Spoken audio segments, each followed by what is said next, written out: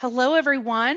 Thank you for joining us today. My name is Cindy Clowner. I'm the Managing Director here at the Higher Education Center, and we're absolutely thrilled to have all of you with us today for our December webinar. We're also excited to have some folks from the Association of Recovery and Higher Education with us today for their session, Monitoring the Growth and Development of the Collegiate Recovery Field. We are just going to take a couple of moments and let people get connected with us before we really get rolling. We have some housekeeping things that we want to go over as well. But we encourage you to share in the chat who you are and where you're from so we know who's joining us today. So let's take a moment and do that. If you haven't done so, please share in the chat who you are and where you're from, and we'll get started in just a moment.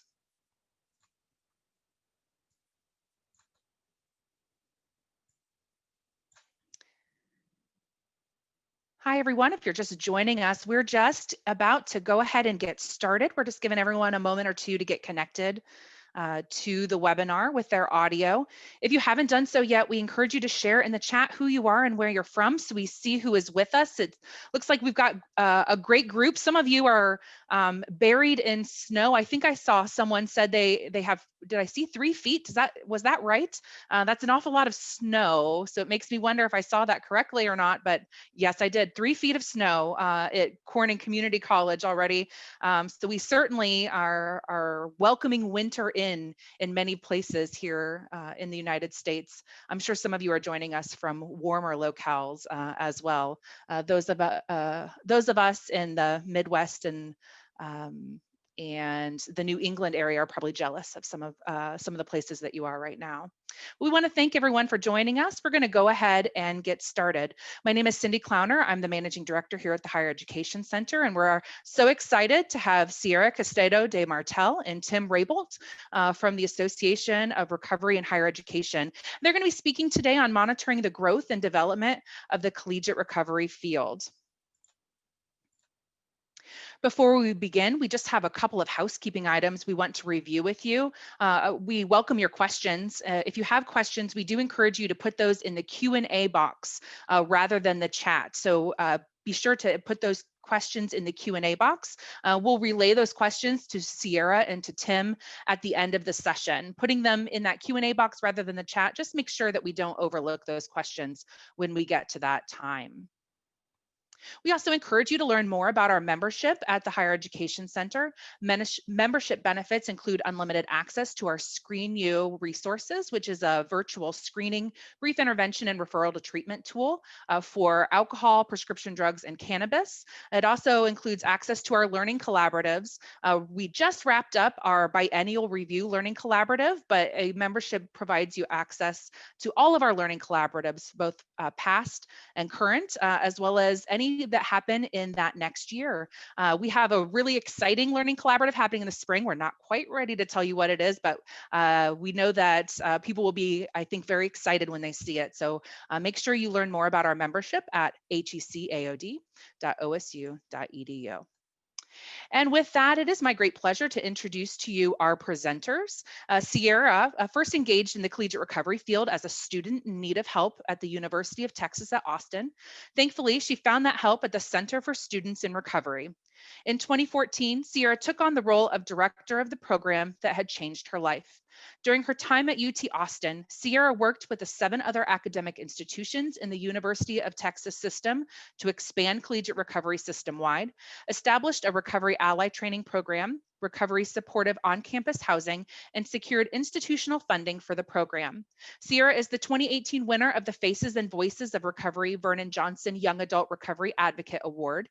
And in 2019, Sierra transitioned to a full-time doctoral student at the UT Health School of Public Health, where her research focuses on building the evidence base for collegiate recovery programs and other types of recovery infrastructure. Sierra has served on the AREG board since 2016, first as the Southwest Region Representative and as President-elect in 2018. Tim Rabolt is the Executive Director for the Association of Recovery and Higher Education, leading the membership association's development and growth efforts to support collegiate recovery programs across the country. Prior to joining AREG, Tim worked in the Washington, D.C. area as a project manager with Alterum, a public health research and consulting organization.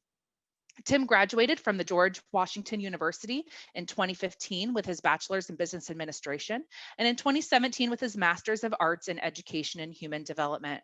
Sierra and Tim, thank you so much for being with us today. Thank you so much, Cindy and Logan and the rest of the Higher Ed Center. And thank you so much to all of you attendees for having us here today and for joining us. I'm going to make sure I can advance slides here. Let's see. There we go. So again, thanks for joining us. My name's Sierra Castedo de Martell. I use she, her pronouns. Tim, do you want to introduce yourself briefly? Yeah, thanks, Sierra. And once again, thanks to the Higher Ed Center, Logan and Cindy and everyone that kind of helped put this together, and for everyone that joined today. As Cindy mentioned right in the bio, I'm the Executive Director of ARHE and really excited for this presentation. Great, thank you. And today we're gonna hit on 3 learning objectives. First, we're going to cover the history of efforts to monitor the growth and development of the collegiate recovery field. We're also going to talk about some contemporary efforts. Our second learning objective is to identify the key functions of the current survey that ARHE is deploying. And our third learning objective is to talk about the importance of having access to high quality organizational level data. And that's different. We emphasize organizational level because there's a lot of interest, rightfully so, in information about collegiate recovery program students at that individual level. So we want to really separate that out. We're talking about collegiate recovery programs as organizations and why it's important to ask questions about that organizational level as well, and why that's been kind of lacking historically. So to meet those learning objectives, let me just give you a brief overview of our presentation flow for the day. We're going to start out with that history and background, first with the past efforts, then moving into concurrent and contemporary efforts. Then we're going to talk about why we wanted to launch the survey. We're going to take a brief pause after that second part for a Q&A at that point, if there's any questions at that point. Then we're going to dive back in and talk about the survey content and some strategies that you might want to take as you sit down to complete the survey. But most importantly, what we really want to do is answer some of the most common and persistent questions that we hear when we're working with other CRPs. And I want to turn it over to Tim for just a couple of minutes to talk about what he's experienced in his role as the ARHE Executive Director and what kind of things he's gotten a lot of questions about. Yeah, thanks so much, Sierra. So as mentioned in the bio, with my role with ARHE, I've been in this role for a couple years now, and it's involved in kind of all facets of the association. So it's with our events, with our membership, and ultimately working in all the different areas to grow the collegiate recovery field. So it's great to see a bunch of familiar names on this presentation today, and some new names that are hopefully wanting to learn a bit more about collegiate recovery. And one, I think, unique thing about my role is because I'm involved with all these different committees, and prior to COVID was able to visit several dozen programs, and still during this kind of era of COVID able to talk to so many collegiate recovery staff, but also parents, alumni, students, stakeholders. And something that comes up all the time, almost on a regular basis, is how many programs have X, how many programs have this in place, how many CRPs do we have in this area? Just all these kind of questions around different data points, and just a variety of information that we haven't adequately been able to capture, that it's exciting to be able to move forward in that area with Sierra survey and other resources that are out there that will ultimately allow the field to have access to this information in a way that's able to be disseminated and user-friendly and digestible, and all kind of goes back into this bucket of resources that allows collegiate recovery in the field and the profession to grow and develop out further. So that's all from me today. Again, just excited for everyone to join, and for Sierra's work on this. So thanks so much. Thanks so much, Tim. And I do just want to offer just the tiniest little correction. I wouldn't call this Sierra's survey, right? I've done a lot of work on this. I've kind of helped spearhead this effort, but I definitely do not want this to be something that is associated with me alone.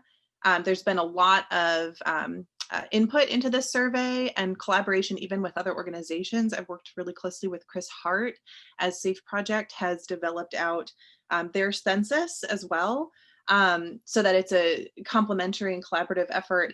And within, ARHE and, kind of that within the collegiate recovery world, there's been a lot of people who've weighed in on ARHE's survey prior to its launch, during its launch, and we hope to invite in even more participants. So it's very participatory. So I don't want to take all the credit here, and I just want to make that clear up front. But I'm definitely happy to be the central point of contact if there's any questions or if you want to get involved. So just making that clear as we dive into the rest of this. Okay, so let's get into kind of the history of monitoring the growth and development of this field, what work has already been done and what is underway right now. And I want to be really clear, this is not a comprehensive literature review or anything like that. I will put a plug in for some comprehensive literature reviews that are out there. So a great place to start if you really want to do a deep dive into the evidence base as it currently stands. You can check out Collegiate Recovery Students and Programs, a literature review covering 1988 to 2017 by Austin Brown, Robert Ashford, Ann Thompson Heller, Jason Whitney, and Tom Kimball, which was published in 2018. So that's a great place to start, and that is something that is comprehensive. But for today, what I want to do is just kind of give you an overview and orientation. So we're going to break this up into kind of three major categories. We're going to look at collegiate recovery students, so the students who are in CRPs. We're going to look at the collegiate substance use landscape. So that's something that includes, college students in general. What are their drinking patterns like? What are the consequences of that drinking? What are colleges doing to address college student drinking? So kind of that really broad scope. And that is inclusive of collegiate recovery programs, but it's broader than that, right? And we're also going to talk about collegiate recovery programs as organizations, and this is the most underdeveloped of the three. So historically, many of you may be familiar with the what we call the LADE studies. These are this is an NIH-funded study. The survey was launched in 2012. There was at least 2 publications that came out of it in 2015 and 2016 that many of you may be familiar with already. About over 400 students in collegiate recovery programs were surveyed, and it represented most of the collegiate recovery programs that were in existence at the time. Really fantastic study, and that was at the student level. Although there were questions that asked about some of the resources that they had available to them as students participating in the CRP, but the focus was really on the students themselves.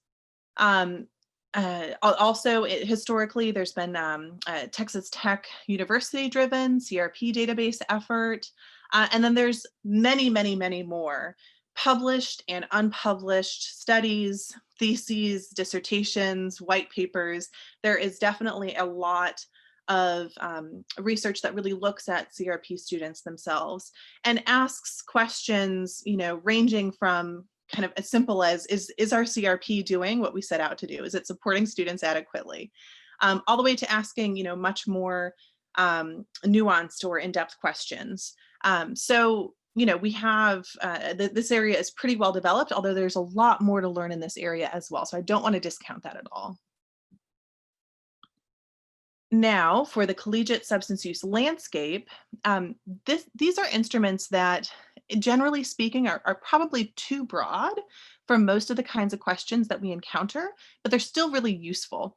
So I'm thinking about large national or statewide surveillance instruments, things like the National Survey on Drug Use and Health, or the NSDA, which is a surveillance tool that SAMHSA puts out each year. They can help us make the case about the need for collegiate recovery or the need for some other kind of substance use support So for example, we might use that data to kind of get an estimate of how many college students on our campus might be struggling currently with substance use disorder, right? So these are tools that have a really excellent methodology for the most part, but they might be a little bit too broad for our needs.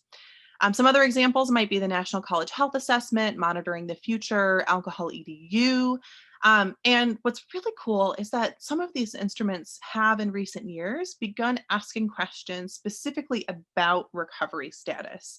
So for example, the National Survey on Drug Use and Health, the NSDA, they ask about recovery in a two-part question since 2018. So we've got 2 years of data on that right now. The first question asks, have you in your lifetime ever had an alcohol or other drug problem? So they don't say substance use disorder, it's an alcohol or other drug problem. So it's something that's kind of more self-diagnosed, right? And the second question is whether they perceive themselves to be in recovery from an alcohol or other drug problem. So it's perceived recovery. Again, not diagnosed, not asking about formal treatment. They're asking, do you think that you're in recovery? So that shows the whole population prevalence of recovery, and it also shows the prevalence among those who consider themselves to have had an alcohol or other drug problem in the past. So, for example, 11% of people 18 or older have had an alcohol or other drug problem. 8.2% of the total population 18 plus consider themselves to be in recovery at some point in their lives. And then putting that another way, 74% of everybody who has had an AOD problem is currently in recovery. So it kind of slices and dices it a couple different ways, again, still really broad. But what you can do is if you want to deep dive into those data, you can pull out the subset of college students who consider themselves to be in recovery. So again, this is very broad, but we can use it to advocate for our programs. And then I also want to shout out the biennial review, which the Higher Ed Center just wrapped up a workshop on the biennial review. That's going to give you some really great information, especially about what your campus's efforts are. Maybe you can look to other campuses, kind of getting a picture of what that landscape of resources looks like. But again, it's not really specific to collegiate recovery programs, and we're looking at a much broader scope here. But these are all really important efforts that kind of got the ball rolling, right? Okay. And then something that is really interesting, Transforming Youth Recovery, their most recent census, which was 2018, it was with 2017 data. So that one actually kind of overlapped between collegiate substance use landscape and CRPs as organizations. So it looked really, really in depth at CRPs in a way that's really useful to those of us who are asking maybe some very specialized questions about collegiate recovery programs. So it looked really into those details, but then it also looked at the broader landscape of collegiate substance use. So different types of supports for students in recovery or students struggling with substance use disorder that are outside of the scope of a collegiate recovery program. Or wouldn't necessarily traditionally fit the bill for a collegiate recovery program. So that was really cool. That's outside of the scope of ARHE, since we're really serving collegiate recovery programs specifically. But this is a really useful set of information. And here we go. Sorry, I am doing a screen control and I'm a little bit unused to using it. Okay, there we go. And let's talk historical for CRPs as organizations. So again, I mentioned Transforming Youth Recovery, their census work historically fit into this category as well, and that ended in 2018. Historically, we also have a great survey from Jeff Jones and Emily Eisenhardt at Georgia Southern, which they presented at the ARHE conference in 2016. And then we do have a survey from Lade and colleagues back in 2014, where they looked at the different practices and different models across collegiate recovery programs. And we also have a few earlier, like way earlier, multi-site collegiate recovery program descriptions. So it'd be descriptions of maybe 3 or 5 collegiate recovery programs. And at the time, that represented a pretty good chunk of the collegiate recovery program landscape, because, our field used to be much smaller back then.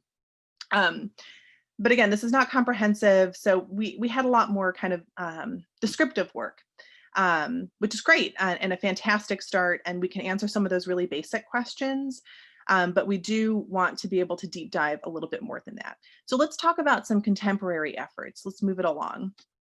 Right now, there's a lot of really fantastic instruments out there that people are able to use to evaluate their own programs. I'm thinking of the RAMS and Recovery survey that's used at VCU at their RAMS and Recovery program, but then is also used by some other Virginia area schools, maybe with some modifications. There's many other great instruments out there as well. There's many, dissertations and theses and other studies underway. So there's a lot of work currently being done on CRP students as individuals. Again, we've got all of those same national instruments or state level instruments that are looking at the landscape of collegiate substance use. Transforming Youth Recovery is no longer around. However, the SAFE Project census absolutely is a continuation of and building upon that same work that was done in the past. In fact, Chris Hart, I don't want to speak too much, of course, for SAFE Project, but I do just want to shout out that they are kind of continuing on that work. And Chris Hart is the one spearheading those efforts and has worked in across both efforts. So it's definitely continuing. And then currently, looking at CRPs as organizations, we have this ARHE survey that I'm going to talk about more in depth. And then we also have the SAFE census. Again, I don't want to speak for them too much, but I do just want to plug it and talk about how fantastic of an instrument I think that's going to be as well. So let's dive into our next section here, why we want to launch this survey. What are we hoping to answer with this current ARHE survey effort? So first, I think one of the most important things is we want to answer some of those really, really basic questions from the public at large.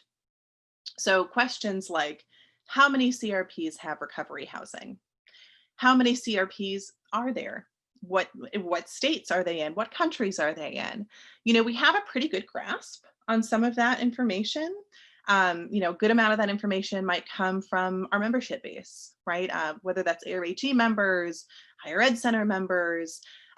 We have some ways at getting at that information, but it's not complete. We know that not every single CRP out there is an ARHE member for a variety of reasons. And we want to make sure we have some way to capture the voices of those who are both members and non-members, and capture that information and be able to share that out.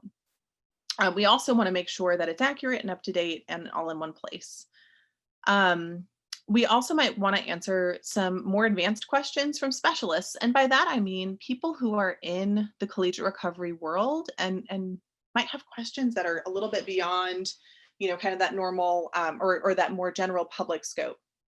So something like, what's the median income for what's the median salary for a program coordinator at a community college in a CRP, right?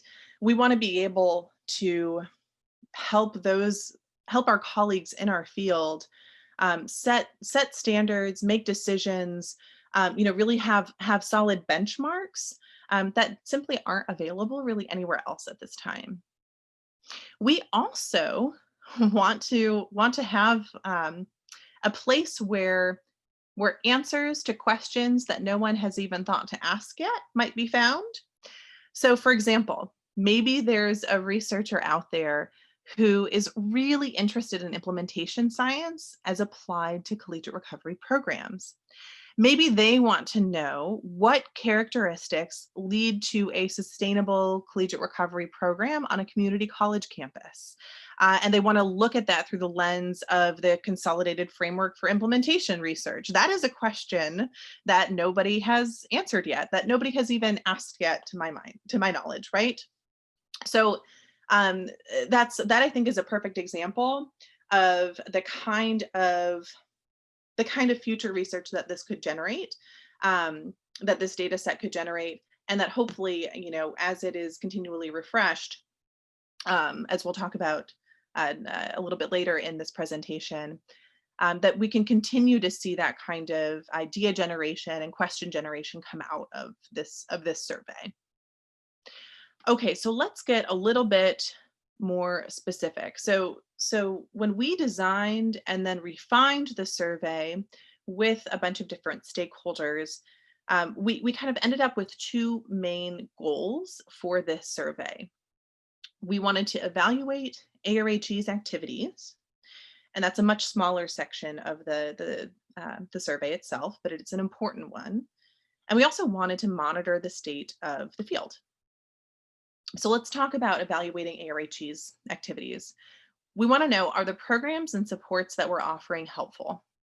What are the gaps in our current offerings? And we wanted to include members and non-members alike, because if somebody's not a member of ARHE, maybe there's a way that we can still be useful. Maybe there's a way that we can make, being a part of the ARHE community more attractive. All right. And as for monitoring the state of the field, we definitely want to know about CRP characteristics and distribution. Distribution meaning, where are they across the United States, across Canada, the UK, and anywhere else where they might exist in the future. Those are the countries they currently are in, but as CRPs continue to expand, we want to keep a good handle on that.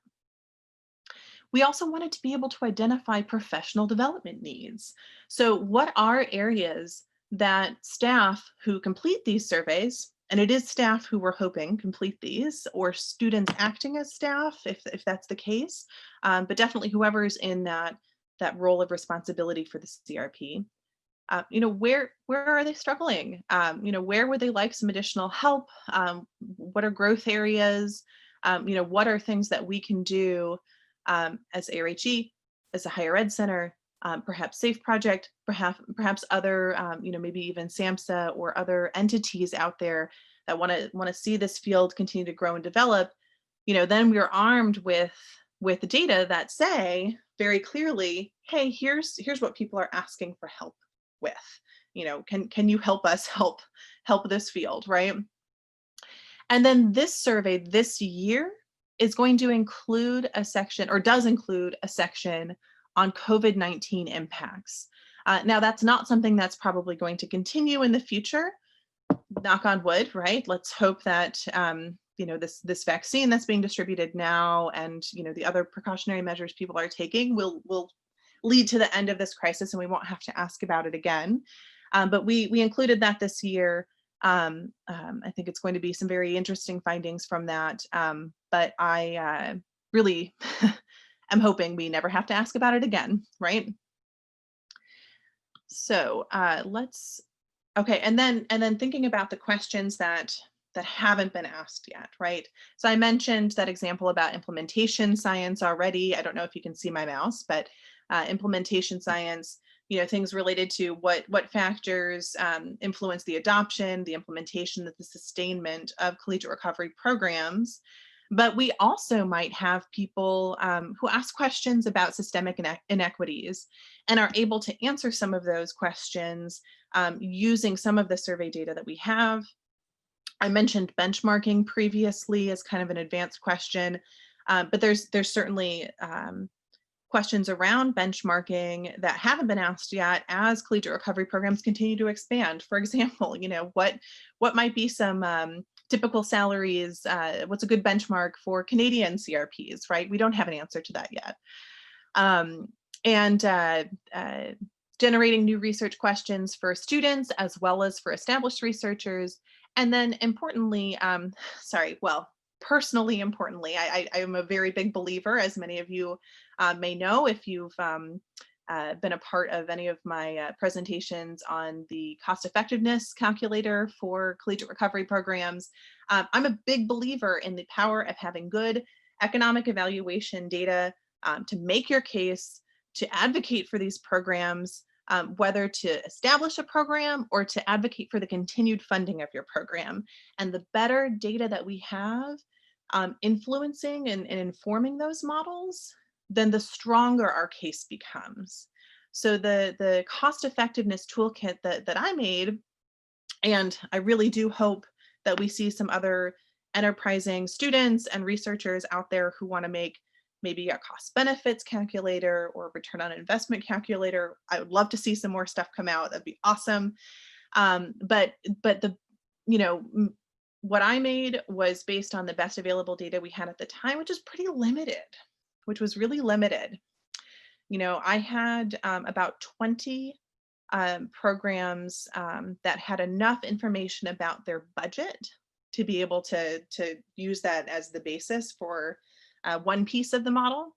And 20 is not a lot. There's a lot more than 20 programs out there right now. So we would really love to see this data set, especially the part that really relates to funding, budget, and staff. We'd love to be able to see more and more useful and more impactful advocacy tools come out of it. And I'm a big believer that economic evaluation advocacy tools are really powerful, since so many of our decision makers, really care about those the numbers piece, right? So let's scoot on to the next section here. We're going to take a brief pause at this time, and I am going to actually exit out of screen share. If I can, actually, maybe I can't, but that's all right. We're going to take a brief pause here. If Cindy and Logan could let me know if there's any questions currently that I could potentially answer. Oh, thank you for getting out of the screen share. You can see me a little bit better. So this is kind of the conclusion of the background section. We're going to move into kind of the survey content and some strategies for taking the survey next, as well as ways to get involved. But I did want to pause here and see if there was any questions I could answer. Oh, great, thank you. And Ariel Britt put the link for the SAFE Project census into the chat box, if you can see it. And then are there any other questions I can answer at this time? I'm just also. Hey, Sierra, I just wanted to pop in. We don't have any questions right now, but that means that no questions have been submitted. So that is me asking the audience. So please submit your questions at this time. And if we don't, we will collect them, and we'll have plenty of time to get them at the end as well. Exactly. So if you have one, get it in really quick, but if not, continue to think of those questions, and then we'll ask all of those questions to Tim and Sierra at the end. And I know it's a little unconventional to have a pause for questions right in the middle, but since we're in this virtual format and I don't get to see your faces, I thought it might be nice to kind of take a moment to unscreen share and just check in. Okay, how can individual programs support this effort best? Number one, by participating, and number two, by sharing and spreading their word. So you are definitely connected to other programs. So if you want to send a direct note to somebody who you know is at another program who maybe hasn't answered yet, that would be one great way. And then if there's any staff or any students who are interested in helping out more, if you want to have them, or if they want to reach out directly to me, I'm kind of helping to collect everybody into a little working committee, then I'm happy to be the point of contact for that as well. And advice for someone just starting to consider setting up a collegiate recovery community. That is definitely the topic for a full additional webinar. I would say the number one thing is absolutely to get connected into the wider collegiate recovery community. And there's a bunch of different ways to do that. You're definitely in the right place with the Higher Ed Center. You can connect to ARHE, connect to SAFE. And I would also say at this point, this current ARHE survey that's launching, or that has launched, I'm sorry, I would really welcome programs that are in those earliest stages of development to also go ahead and participate. You may be skipping over a bunch of questions. That's totally okay. If you have a person who is trying to make it happen, if you have, one student identified as a potential participant, go ahead and answer it. There's a clear way to indicate that you're in the startup phase or planning phase.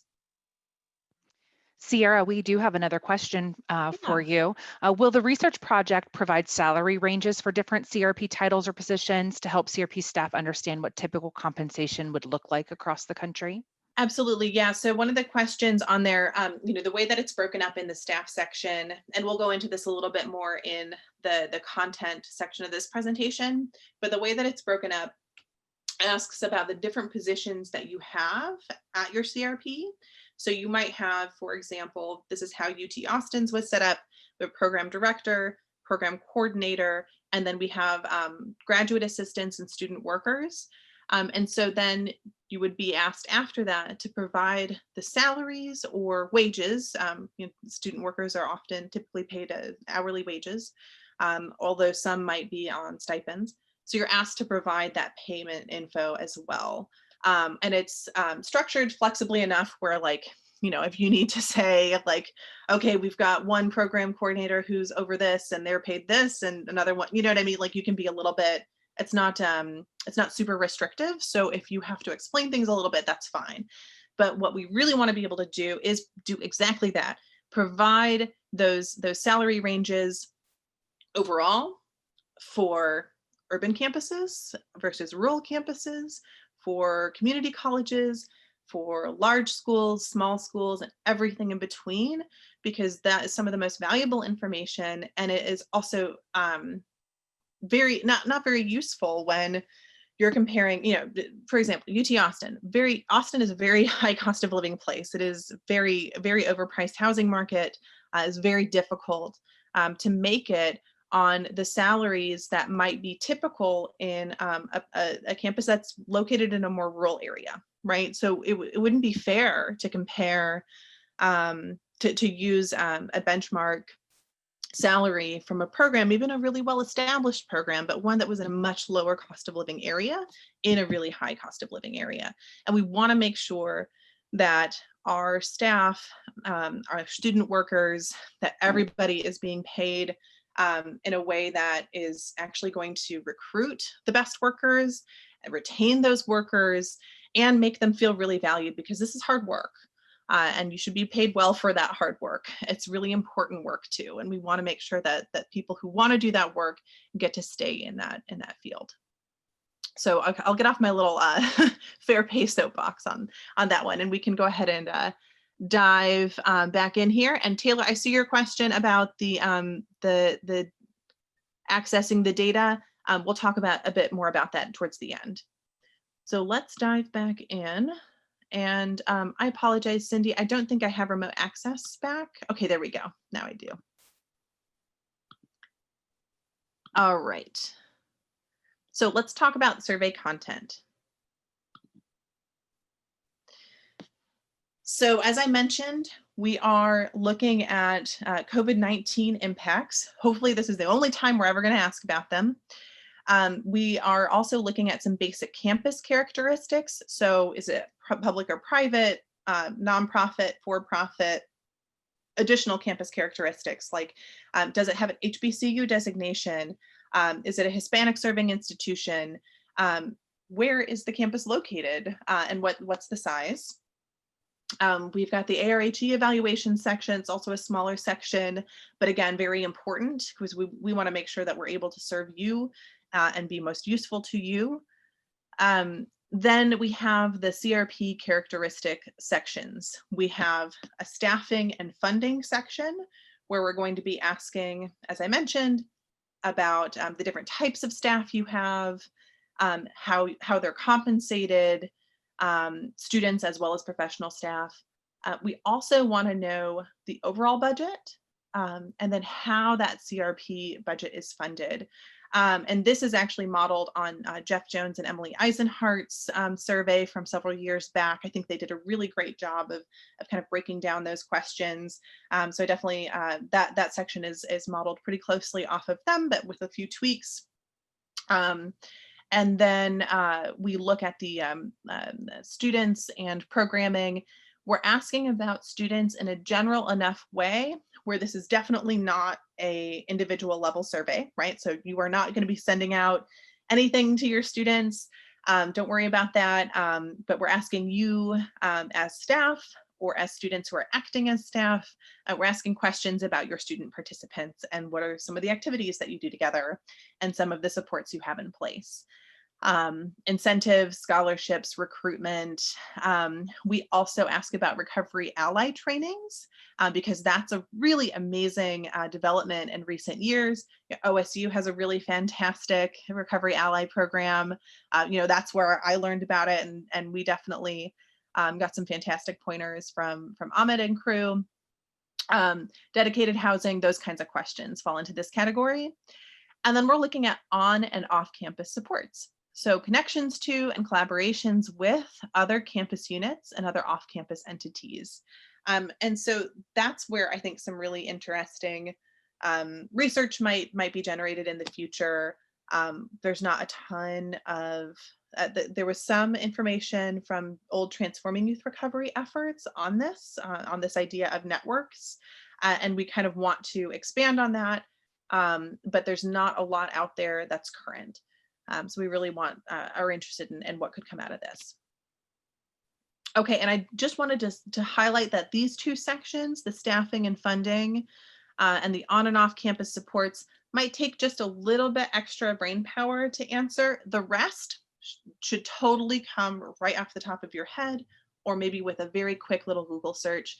The rest of it shouldn't take much forethought or like preparation or anything like that, except for these two I've starred. And here's my tips for these ones that are a little bit trickier. So for the on and off campus supports, as you're answering it, it might just take a little bit additional reflection. Please note that you absolutely can save and come back to the survey. On a later slide, I also have a link to a PDF of the survey. So you can actually just kind of skim through that PDF and look through and see if there's any questions where you're like, I might need another second to think about that. So I'm going to go ahead and jot down some notes before I sit down to answer the survey. So that's what I mean by more reflection, right? You might want to kind of star the questions that fall into this category if they seem like they'll be a little bit trickier and might require you to like do a little more thinking or look some stuff up. Now the funding and the staffing and the budget questions, you might actually need to reach out to your accounting department or business manager or whoever's managing your budget. I know not all staff who might be the ones responsible for answering this survey, you might not be the same person that's responsible for your budget. So if you need to reach out to somebody to know where the different components of your budget come from, what the staff salaries are, if you need to ask those questions, it would be great if you could do that as preparation. If you're the person in charge of your budget for your CRP, then you should probably be fine. You probably won't need any extra prep on this set of questions. So some other general tips for taking the survey. As I mentioned, there's a PDF of the survey so that you can review it, just quickly skim it.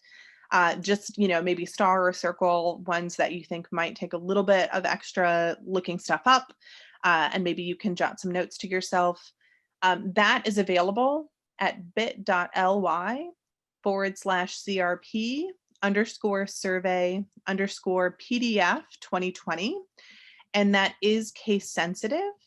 And actually, Cindy or Logan or Tim, could I ask you a favor? Could you, because I can't copy and paste those URLs, would you mind dropping the bit.ly links into the chat box? They are case sensitive, just as a note for everybody. Yes, I will get them in there for you. Awesome. Thanks so much, Logan. I apologize. I should have asked before we got started. And whenever you're ready, take the survey at this link here, bit.ly/ARHE_survey. Again, you can save your work and come back later. All you have to do to save your work, at the bottom of the screen, you'll see, next page, back page. Just go to the next page and then exit out. At a later time, whenever you're ready to resume, you're going to log back in, and it should recognize, if you're on the same device, it should recognize your that it's you. It should remember you, and it should pick up right where you left off. You can also get some answers to some other frequently asked questions at that ARHE survey link, the one that's at the bottom of the screen. And I'd advise setting aside about an hour, but it's been taking people more like 40 minutes. That's kind of been the average so far. But I don't want you to, get in there expecting it to be 40 minutes and finding, being disappointed that it's taking you longer. So I think you could probably do okay with 1 hour. And then let's see. Sierra, while we're on the survey, we had a question come in that it was really applicable here. Someone asked if they should fill it out as a staff team or as individual staff members. Thank you. That's a great question. We just need one per institution.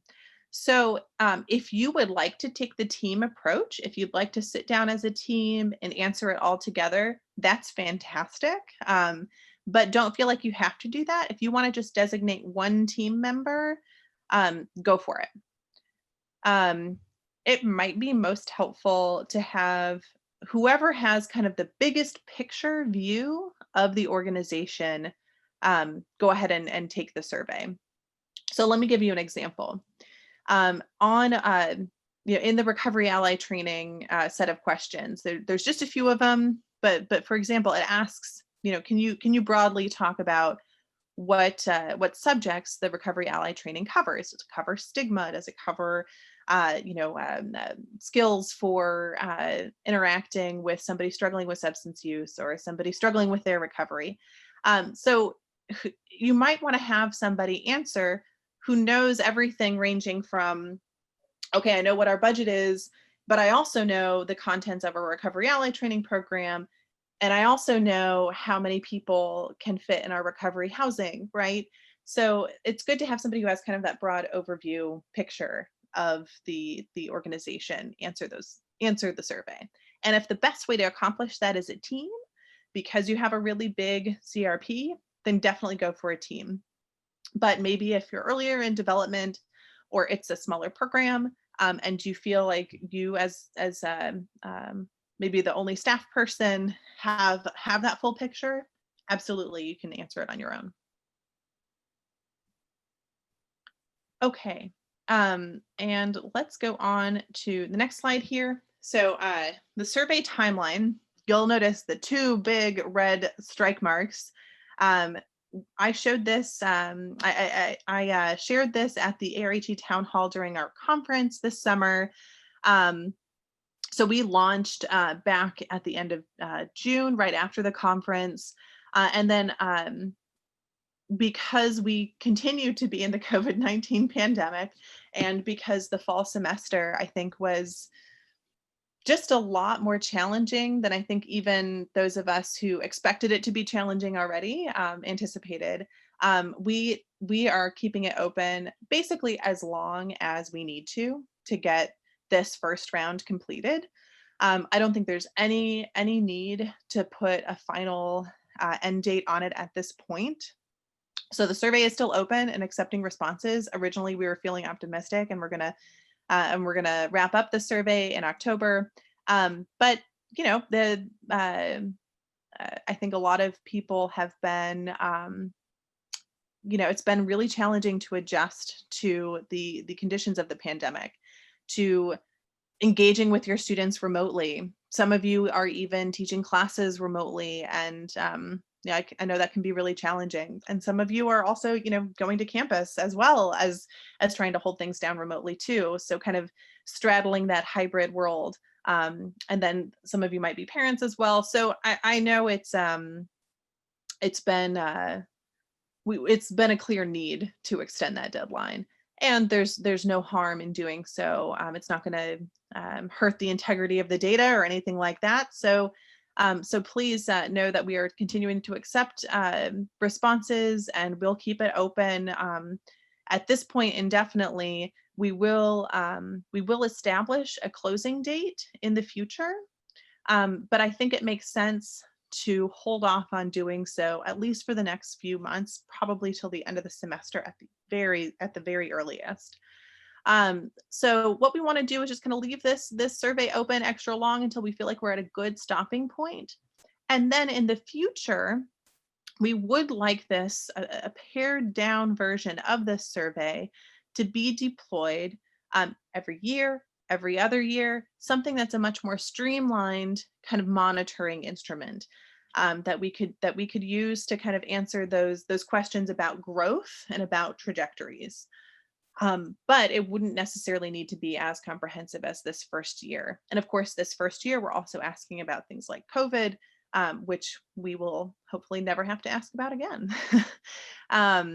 I also wanted to point out that this survey does have IRB approval, and as well as any projects that come out of it, at least as originally conceptualized. Anything that's kind of outside of the scope of this original approval, just talk to me about it, and we can definitely look to adding it on to the existing IRB. Usually it's pretty easy to get an addendum. And let's see. And some of the outputs that we're hoping to have from this survey, we want to make sure that a de-identified data set is going to be available to anybody who wants to do research on CRPs as organizations. We do also plan to produce a report for stakeholders to use in their advocacy efforts. We want to share those key areas of need with those who can help. So that might be going to national or state legislatures, to decision makers at universities, at foundations, et cetera, places where people are in a position to be able to help either individual programs or maybe entire states worths of programs, right? Or university systems, college systems, et cetera. We also want to seek peer-reviewed publication to augment the evidence base.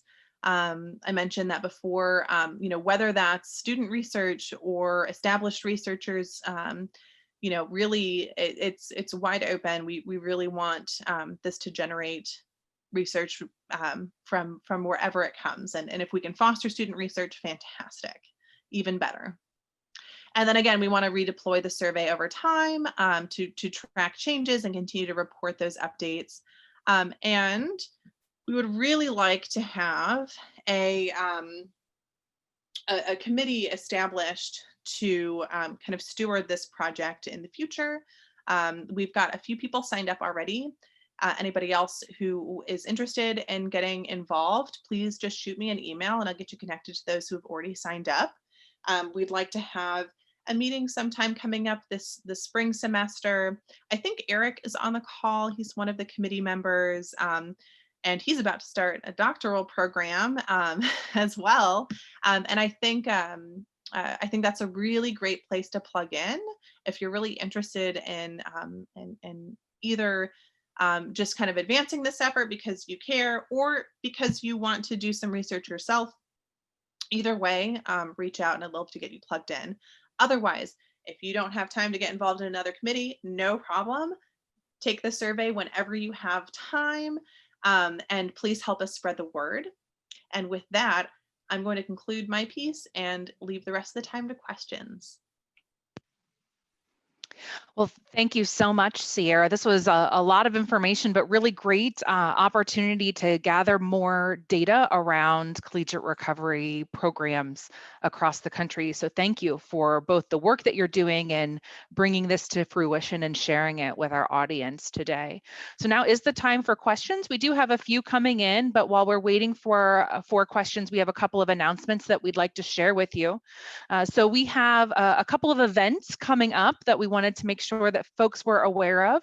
Our next water cooler chat is taking place January 12th at 2 o'clock. And I believe that's an open discussion water cooler chat. So as you are coming back from your winter breaks, or perhaps maybe still your campus may still be on a winter break, but you're looking at being back in the office, we encourage you to join us for that virtual water cooler chat with Logan Davis, our outreach and engagement manager. We also are so excited about launching our call for proposals for the 2021 national meeting. Our theme this year is Stretch and Explore, thinking broadly to support the whole student and community.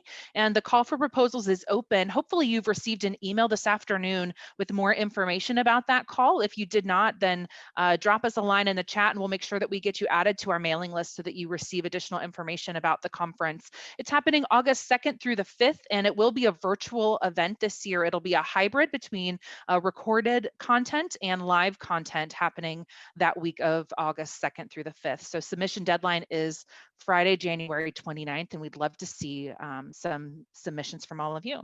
I'm going to go ahead and turn it over to Logan, who will get us started with our first question.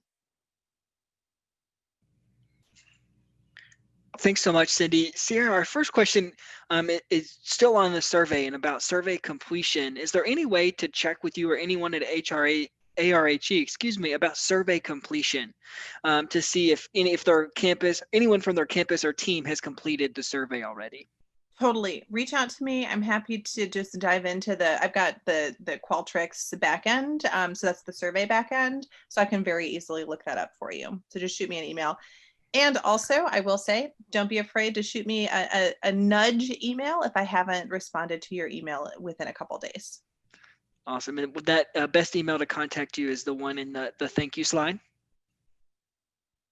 You're on mute. I'll read your. Thank you. I will drop it into the chat box as well. Perfect. Awesome. Thank you, Sierra.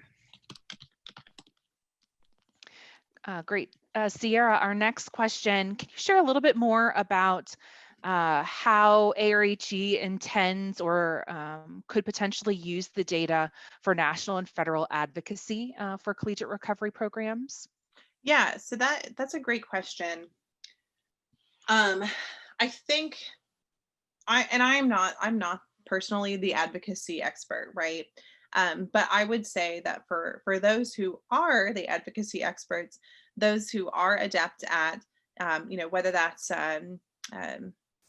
doing like a formal advocacy day where one goes in front of the legislature or Congress, et cetera, or if somebody's having kind of one-on-one meetings with staffers, et cetera, it's really, really, really helpful to be armed with those data points and those data points, especially when they tell a very clear story about a need and about a need that can easily be filled in a concrete way that those decision makers, those people in power can easily implement, right? So for example, let's say that the survey clearly indicates that we have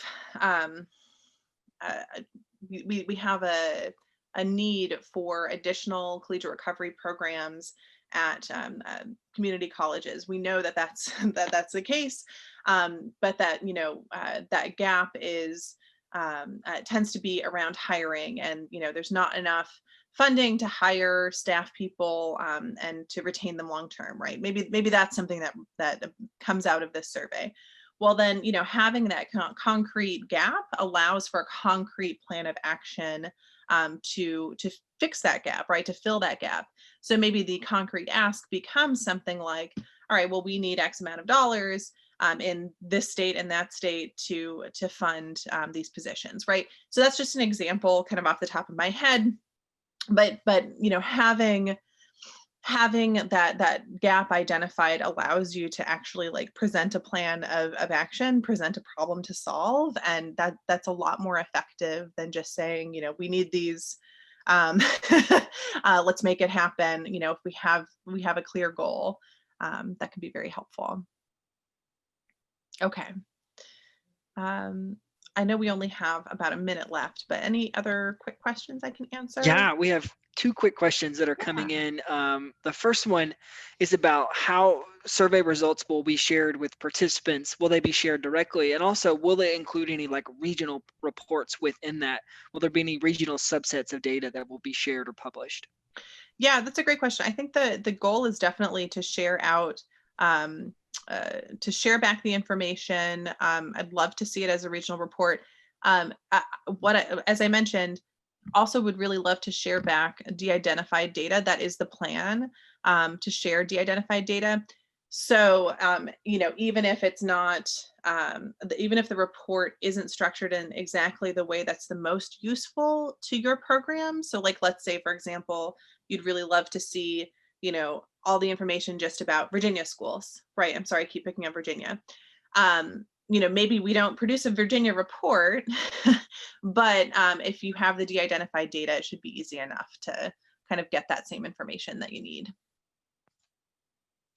And we have one final question, just a follow up to some of the funding questions that you discussed. Can you share a little bit about whether they're flexible or not enough to Yes. capture a diverse range of funding sources? As you can imagine, CRPs often have funding models that can be complex at times. Definitely. Yes, it is flexible enough to capture that, because I also, UT Austin was also pretty complicated. So I definitely sympathize and made sure that it was flexible enough.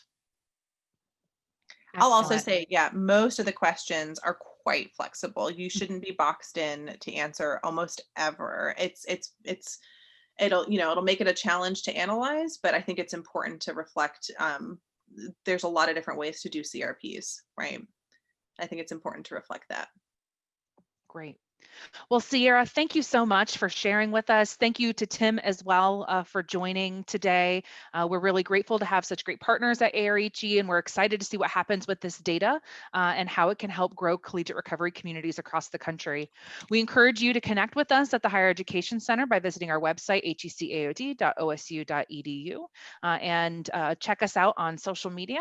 Otherwise, we will see you all in 2021. I believe this is our final send-off for the calendar year of 2020. We hope everyone enjoys the last couple of weeks of 2020, and we'll all look forward to a new year in January. So thank you and take care.